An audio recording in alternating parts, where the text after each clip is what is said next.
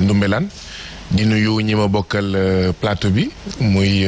ñi ci bëri nekk ay xarit ay mbokk ay soppe yoo xam ne j'ai énormément de respect et d'admiration pour eux donc jërë ngeen jëf ci invitation bi. merci beaucoup. waaye duma ci wet maa ngi toog sama wet nii rek ak ki nga xamante ni moo di El Hadji Mansour Diop ma di ko dalal di ko nuyu di ko ziyaar ci guddi gi la. El Hadji Mansour nuyu naa la. maa ngi lay nuyu Yacine maa ngi nuyu téléspectateurs yi di nuyu chroniqueurs yi waaye surtout suñu xarit Guy Marius Sagna di ko encourager aussi. maa ngi nuyu parce que jàmbaar la. dëgg la jàmbaar la léegi ma naw nuyu naa la. fay naa la bu baax Yacine nuyu waa plateau bi yëpp bàyyuma kenn di nuyu tamit suñu gan Guy Marius Sagna am mbégte lool dalalaat ko fii ci suñu plateau. Makhtar Diallo maa ngi lay nuyu. waaw Yacine maa ngi lay fay di nuyu comme nu ko ñëpp defee suñu gan Guy Marius Sagna di nuyu aussi waa Saint-Louis du Sénégal ak waa Colobane. may nuyu waale ki nga xam ne moo toog sa wet borom Rufisque borom leeral askan wi Oumar Faye maa ngi lay dalal. maa ngi lay jaar di nuyu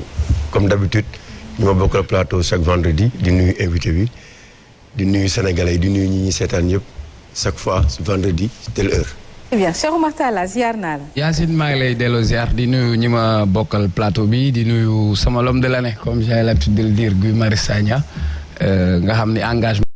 moo tax mu egg fii mu egg sénégalais ñu ngi ko koy delloo di nuyu nag waa Pikine ndax guddi fa lay faraare. ah non professeur Sanoussi Ba. maa ngi lay nuyu sama doom. waaw sama yaay maa ngi lay delloo nuyu. ni ko waa plateau bi waxee yëpp di kontaan di recevoir le citoyen modèle Guy Marius Sagna di nuyu fans yi nga xam ne fan yëpp ñu ngi ñuy laajte parce que gëj nañ fi surtout koo ci xam ne mi ngi tudd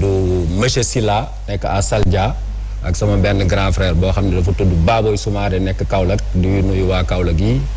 di nuyu suma mbokk enseignants yi ak élèves yi ci veillu bac bi nga xam ne dañ ci waxtaan di leen won ni nañu fay téléphone yi fay télé yi te jàng. c'est important ma nga noonu alors tey nag ñuy tàmbalee Ndoumbelane coowul suuf nga xamante ni moo am fan yi passé bu ñu jugee ci coowul suuf nga xam ne moom la ñu nemmeeku woon temps yi la ñu génn mu di Ndingler bii paa nag Tobène la ba tax na 23 villageois yooyu nga xamante ni ñoo dëkk ca Tobène jotoon nañu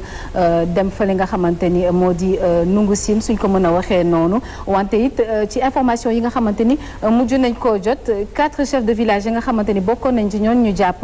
jot nañ leen génne ñoom it ñu ngi ci liberté provisoire ba tax na 22 ñi nga xam ne ñoo ci des ñoon ñu ngi leen déféré ba niki nii mu nekk la nga xamante ni ba tey on peut parler de suuf mu di foncier problème ba nga xamante ni ba tey c'est récurrent loo ci xalaat. Yacine d'abord exprimer sama solidarité à population Tivaouane département yëpp rawatina ñi dëkk Tobène ak ci village aux alentours parce que effectivement ñaari fan ci ginnaaw la jafe-jafe bi nga wax juddu damay fàttali ñi ñuy seetaan que gendarmerie da leen joxoon convocation sax ñu waroon wuyu ci convocation yooyu barki démb à 8h ñu convoqué leen 4h du matin gendarmerie débarqué ci dëkk ja quadrillé dëkk bi yëpp commencé jàpp ndaw yeeg yooyu pour la petite histoire ICS moo bëgg yokk ay yëngu-yënguwam yokk yëngu-yënguwam mooy am suuf bu gën a bëri mais am suuf bu bëgg a bëri mooy jël suufu béykat yi béykat yi sax bañu ñu bàyyi seen suuf mais dañoo ne mënuñu nangu 1 million 50 000 francs ñu leen proposer à l'hectare ndaxte benn 1 million yooyu ñu leen bëgg a jox comme dédommagement barème mu 1974 la or 1974 boobu man mii di wax ak yéen judduwuma woon. franchement Sénégal 1974 Sénégal 1994 sax bokkul waxuma la nag 2014 ba ñu ngi waaj a wax 2014 entre-temps le coût de la vie yokk na yokk boo xam ne béykat gën na sonn boo xam ne boo ko buggee wax ne ci atum 30 ans après wala 40 ans après genre yooyu da nga koy fay li ñu doon fay 1974 wax dëgg yàlla xel mën na nangu ne loolu dafa tuuti waaye itam ñu ne ci suuf yu jege foofu am na ay villageois yu ñu dédommagé ci yeneen village yeneen commune à hauteur de 17 millions l'hectare gars yi ne ñun mënuñu nangu 1 million bi ndaxte pas très loin yaa ngi di dédommager 17 millions l'hectare waa ICS ne non c'est parce que hectare yooyu dañ ci xayma ñaar téeméer ak ñeent fukki garab au moins mais waa Tobène ne leen mais garab yi fi nekkoon yéen a ko rey parce que ICS day def pollution donc mënu leen ñu wax ne fekku leen fi garab wala li mu garab yi ngeen fi fekk dafa tuuti ba ngeen ñuy jox 1 million donc dafa am solo ñu fàttali loolu yëpp am na yeneen dëkk yu nekk pas très loin yoo xam ne gars yi dañoo négocier ba ñu trouver accord mais ak waa Tobène ak ñoom seen daal ñu ne fii daal amul négociation lu ñu neex la ñuy def Aly Ngouille Ndiaye dégg naa dem na fa avant Tabaski ne dañuy jiital waxtaan mais les faits li mu wane mooy waxtaan boobu ñu waxoon avant Tabaski wax dëgg yàlla jëfewuñ ko ndaxte comme ni ma ko waxee dañ leen jox ay convocation et ñuy waajal di julli xam naa di waajal dem seen convocation 8h 4h du matin ñu quadriller donc voilà le débat de Tobène mais au-delà de Tobène ñu jàpp ci 23 jàpp ci sax benn enseignant originaire de Tobène donc mbokk Sanoussi Ba enseignant la bu nekk buy jàngale ba Diaoubé parce que tout simplement dafa bokk ci ñi nga xam ne ñu ngi kaas li xew Tobène alors ma leen di exprimer sama solidarité gendarmerie bu Mboro bind ci procès verbal biñ leen di déféré ne aar li nu bokk Tivaouane mooy manipuler paysan wu Tobène ak ñoom seen. léegi lan nga ñu mën a expliquer ci loolu noonu ci cadre boobu nga xamante ni ñoom ñi nga xamante ni gendarmerie yi ñoom nee nañu ñenn ci ñi nga xam ne ànduñu ba tey ci parce que am na ñi nga xam ne d'accord nañu sur le point que d'accord nañu seen 1,5 million waaye am na ñi nga xam ne d'accord ñu ñooñu la waa aar li ñu bokk di kii nu mu tudd di manipuler. waaw ne ñii di xeex daal wala ñii di résister. aar li nu bokk ay non langue ak ñoom seen ñoo leen di manipuler donc li ma bëgg a wax rek foofu moo di ne bu ñu jéem a ut ay bouc émissaire c'est comme si nga ne waa Ndengler waa aar li nu bokk ñoo leen doon manipuler waa Jilaax waa aar li nu bokk ñoo leen di manipuler waa Kër Samakan waa aar li nu bokk ñoo leen di manipuler dëkk yi may lim noonu yëpp problème suuf dafa am waa Kër Moussa waa aar li nu bokk ñoo leen di manipuler waa Guéréo tout près Kignanbour waa Gàddaay fii ci biir région de Dakar waa aar li nu bokk moo leen di manipuler je crois que tey jii nii askan wi nga xam ne mooy sonn quel que soit secteur yi rawatina fi nga laal muy suuf soxlawuñu aar li nu bokk même bu aar li nu bokk existé wul woon même bu non langue existé wul woon je crois que même xaj sax boo koy pousse di ko noot à un moment donné day retourné wu jàmmaarloog yow au-delà léegi de Tobène ajjuma mooy seen procès yàlla nañ ko fekkee te tal ko maa ngi annoncé fii que sama bëgg-bëgg mooy ajjuma ma dem Thiès fekkee procès bi parce qu'ils ont besoin d'un soutien comme nu ñu soutenir woon di continuer di soutenir waa Ndengler waa Kignanbour waa Guéréo problème suuf léegi nag Sénégal dafa am problème suuf et au-delà de Tobène ñun le cas de Tobène et dina am yeneen cas benn dañoo waxoon ne sénégalais yi nañu ànd jóg parce que à chacun son tour chez le coiffeur bu ñu jàppee ne parce que bokkuñu ci waa Gàddaay dëkkuñu Kignanbour wala bokkuñu ci Guéréo ak ñoom seen dañuy toog seetaan bu yóbboo ñu xam ne tout le Sénégal est un potentiel Gàddaay est un potentiel Mbane est un potentiel Sangalkam ak ñoom seen tout le Sénégal est un potentiel Djilakh wala Ndengler donc bu ñu xam tant que man laaluñu sama xalif général wala sama koñ wala sama payoor wala sama intérêt wala sama suufu dëkk du ma bouger ça c'est une catastrophe fi may daaneele nag Yacine foofu lay daaneele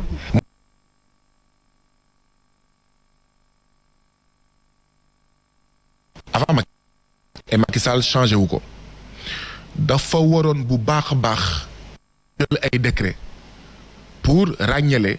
suufu domaine national lu ñuy woowee zone urbaine zone classée zone pionnière ak zone des terroirs président yi fi jaar yépp ba tey musuñu jël décret yooyu ndaxte buñ ko ràññalee ne lii zone urbaine la ñu jàpp ne lii mooy dëkkuwaayu taax ya ñu ne lii zone classée la ñu jàpp ne fii genre forêt classée yu mbaaw ñoo fi war a nekk kenn waru fi def leneen lu dul garab ak mala yi zone des terroirs mooy zone béykat yi ak sàmmkat yi foofu la ñuy dëkk foofu la ñuy béyee foofu la ñuy nappee kenn du fa def dara lu dul béykat yi ñoo ko moom zone pionnière nag mooy zone bi nga xam ne investisseur national wala bu jóge bitim réew foofu ngay investir buñ ko defoon Ndengler kon am na suuf soo xam ne kenn du ko laal dañuy naan zone bii dans la commune de Ndiaganiao wala dans la commune de Sindian zone bii moom mooy zone pionnière zone bii nag kenn du ko laal xam nga lu tax politiciens yi classe politique bi fi ay ayoloo 1960 ak léegi bëgguñu délimiter loolu parce que flou bi moo leen arrangé parce que le foncier est un moyen d'enrichissement personnel et collectif dafa am foncier urbain ak foncier rural foncier urbain mooy lan mooy dëkkuwaay yi mais da ngay gis dans le département de Dakar mu am kenn nit am fukki pàkk am ñaar téeméeri pàkk au même moment sama classe gi classe su ñoom Cheikh Oumar ak ñoom seen amuñu sax fu ñu dëkk loolu ndax mën na continuer loolu mooy zone urbaine zone rurale mooy aaki moo suuf si béykat yi duñu am fu ñu béy duñu am fu ñu sàmm te loolu nag dafa war a doy moo tax nous on a proposé ñuy proposer waat parce que nag booy wax problème da ngay proposer solution dañoo ne benn nañu arrêter les attributions de suuf. Tout à fait. ndaxte mbir mi lëj na lëj boo xam ne war nañ ko làkkarti balaa ñoo attribuer waat benn première mesure d'urgence on n'a qu'à suspendre dans tout le Sénégal attribution suuf ñaar nañu def un audit foncier national gox bu nekk ñu xam avant même indépendance ak léegi suuf kan lañ ko jox ndax jaar na yoon ndax voilà lu jaar yoon ñu bàyyi ko lu jaarul yoon ñu tas ko ba ci tefes bi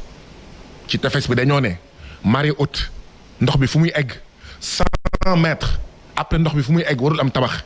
mais da ngay dem ci tefes bi da ngay dem ci côté fleuve maa ngi nekkoon Guéréo yàggul trop da ngay dem Guéréo y a une lagune mais da ngay gis des maisons pieds dans le fleuve donc li xew ci tefes moo xew feneen donc deuxième mesure audit national du foncier troisième mesure ñu délimiter les 4 zones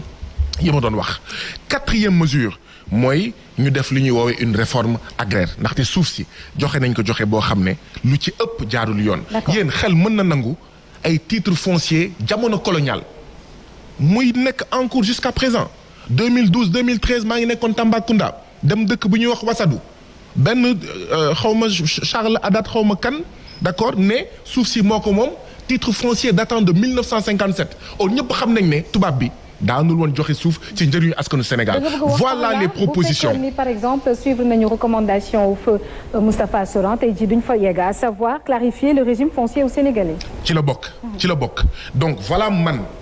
les propositions que nous faisons audit foncier suspendre les attributions de suuf ñu def audit foncier pour leeral affaire bi ñu nangu suuf bi nga xam ne waruñu ko woon jox diw wala waruñu ko woon jox diw et ba pare ñu def une réforme agraire boo xam ne dinañ xam naka la ñuy saytuwee affaire bi et enfin comme ni ma koy waxee ñu délimiter les 4 zones urbaines fortes classées zone en fait des terroirs ak zone en fait pionnière d'accord loolu fekk defuñu ko dinañ amaat léegi nag paysans yi nañu continuer di xeex nañu continuer di mobiliser wu ñun nag li ñuy tuumal mooy ñëpp dañoo noppi tey Sénégal ñun ci biir aar li nu bokk noo lank ak doy na waa Guéréo ñu ngi ak ñun waa Jilaax ñu ngi ak ñun waa Kër Sambakan ñu ngi ak ñun waa Bambey ñu ngi ak ñun waa Mbaan sax ñu ngi ak ñun d'accord waa Gàddaay ñu ngi ak ñun waa Kër Moussa ñu ngi ak ñun mun naa continuer liste bi waa Balabougou ca Ngéyeen ñu ngi ak ñun loolu yëpp di problème mu suuf waa Kignanbour 1 ak 2 ñu ngi ak ñun ñu ngi naan il faut une jonction de toutes les victimes de spoliation foncière d'accaparement foncier jàkkaarloo nag ak président Macky Sall ne ko président Macky Sall ñun 16 millions de citoyens sénégalais ñoo dajale suñu ay signature jox la ko c'est pas pour nga nekk yoram signature c'est pas pour nga nekk woyof signature c'est pour que nga signé te askan wi tax nga signé te yàlla tax et non nga signé te borom doolee tax. Merci beaucoup Guy alors Hadj Mansour ñu gis.